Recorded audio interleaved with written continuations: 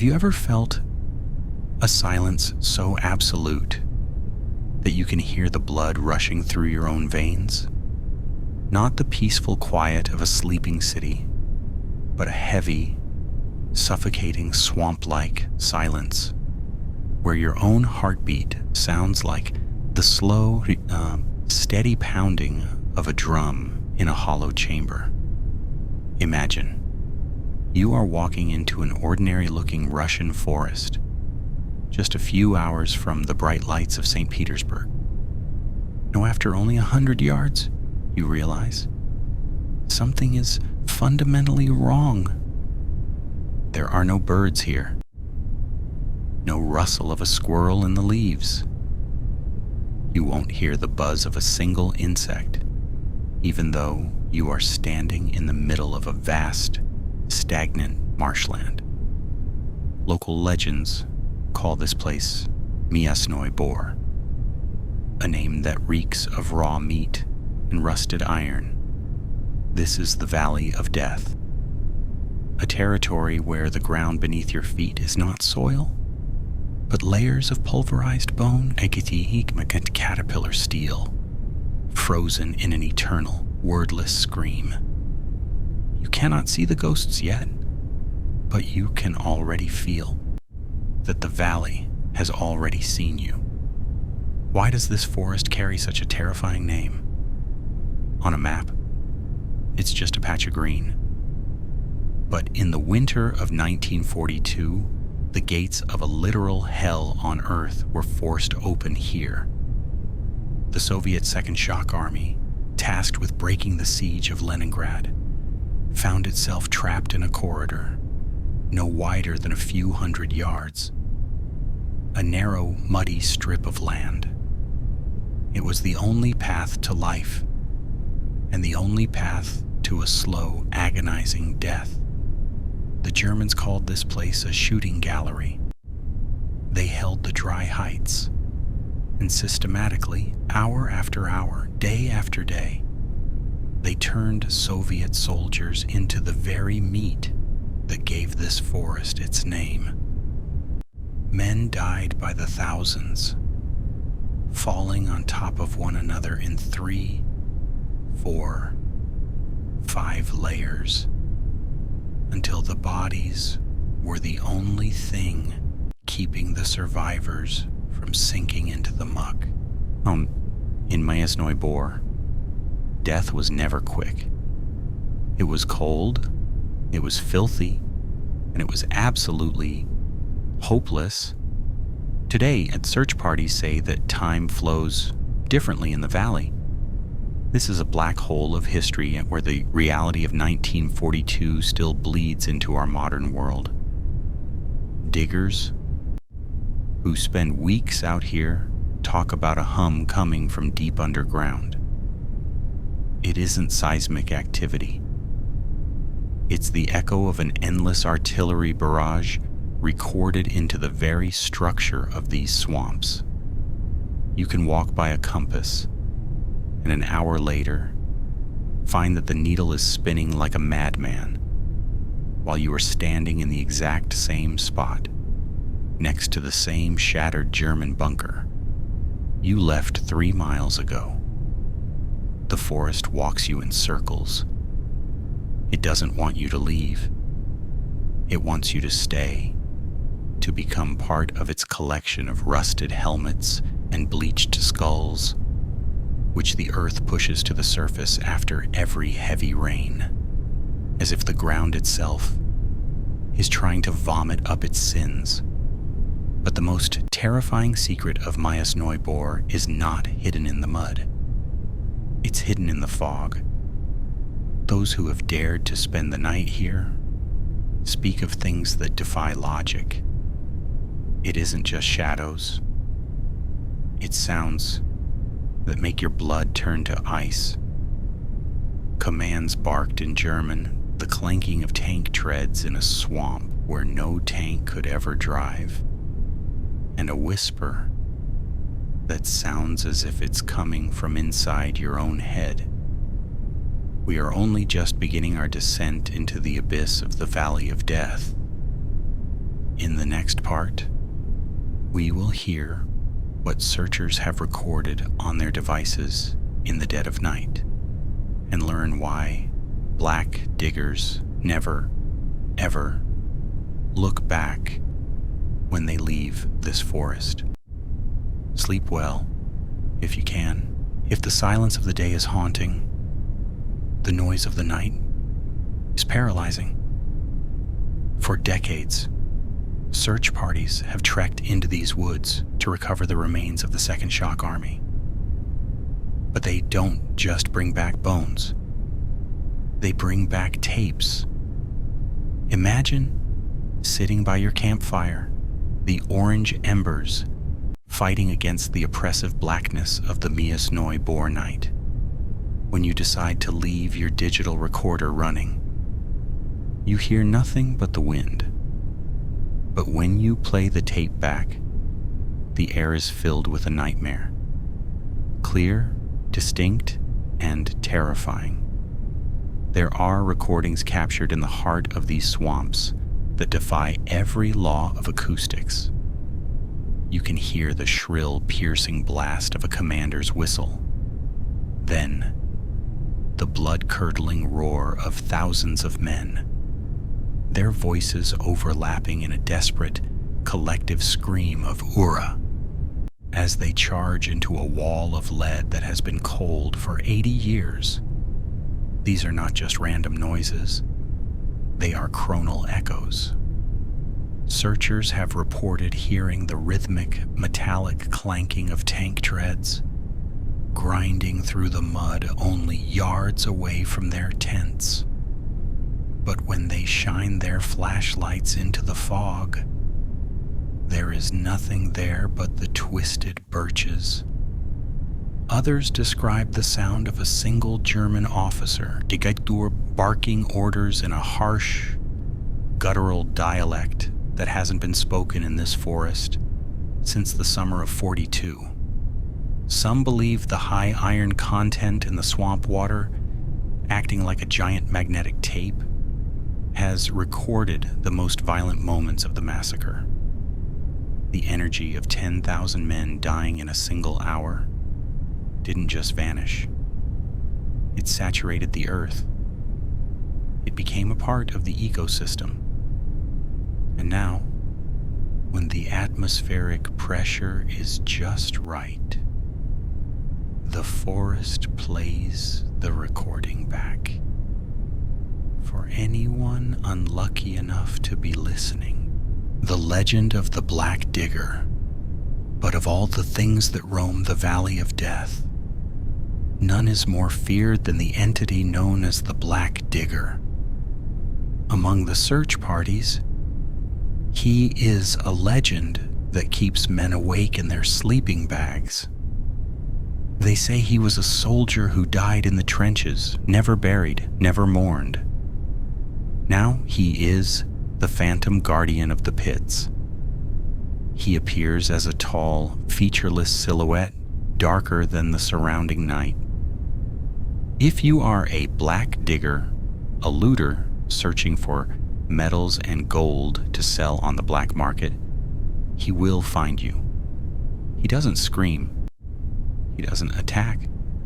He simply watches. People have fled the forest in terror, leaving their expensive equipment behind, because they felt a cold, heavy hand on their shoulder, or heard a wet, raspy breathing right in their ear, when they knew they were miles away from another living soul. The shifting reality. As the night deepens, the boundary between our world and the valley's past begins to dissolve completely.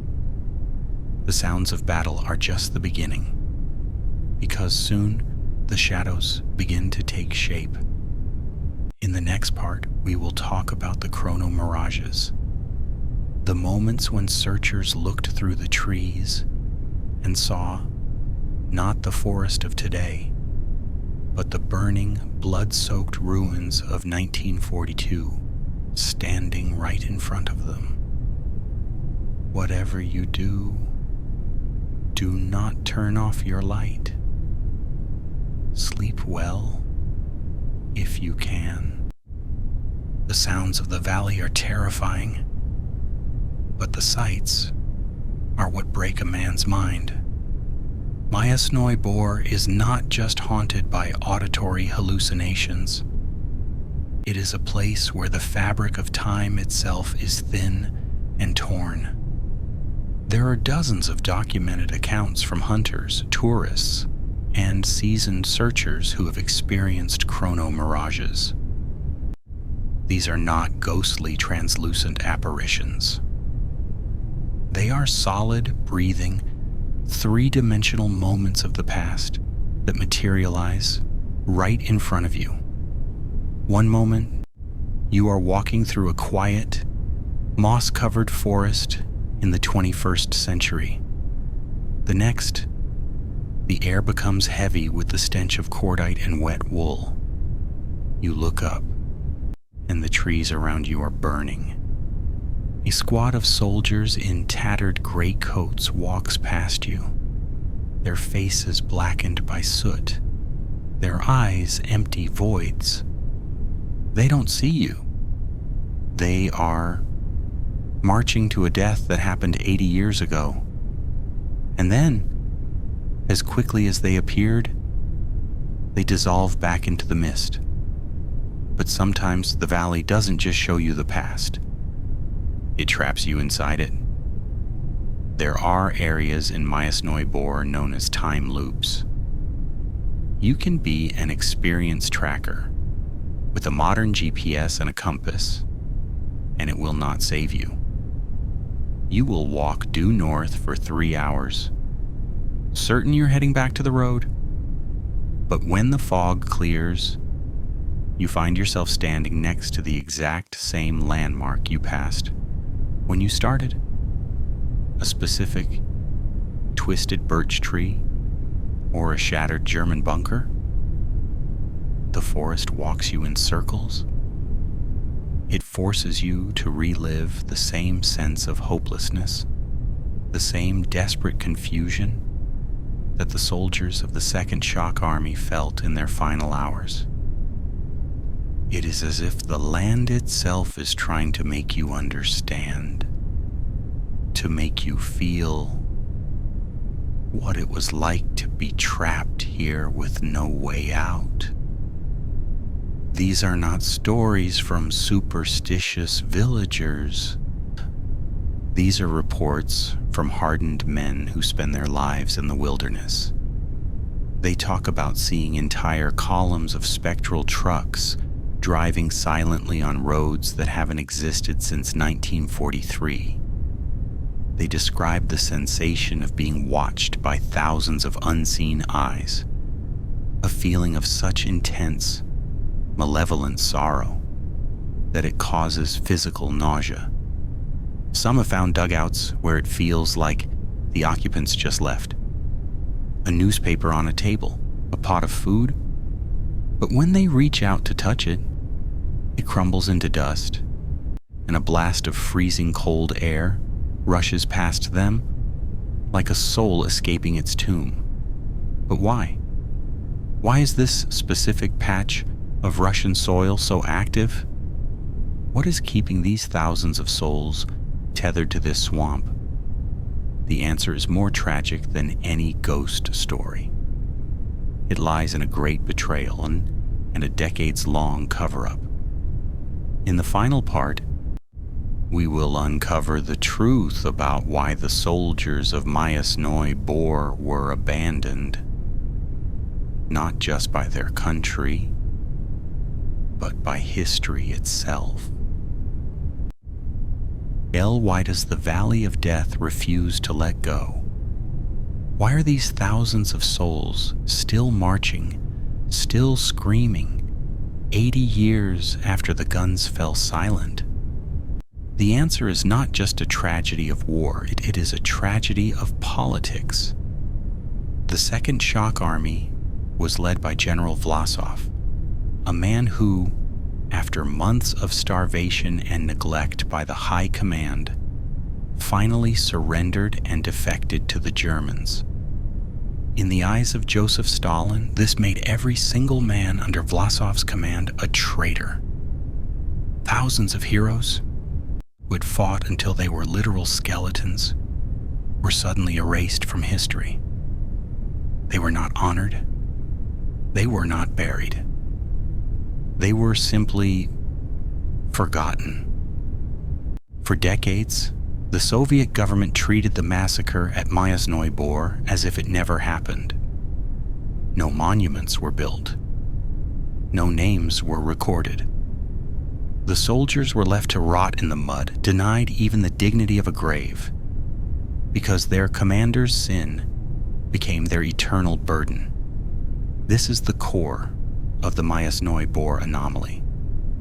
In Russian culture, an unburied soul is a restless soul. When you die in terror and your body is left to be consumed by the swamp, the energy of that moment is trapped. For nearly half a century, these men existed in a state of missing in action, a bureaucratic term that, in the Soviet Union, meant they were non-persons. Their families were never told the truth. Their children grew up in shame.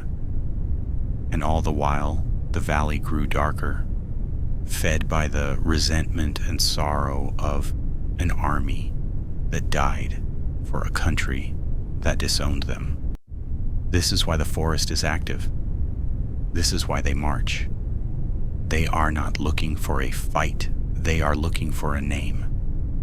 They are waiting to be found, waiting for someone to acknowledge that they existed and that they died as soldiers, not as traitors.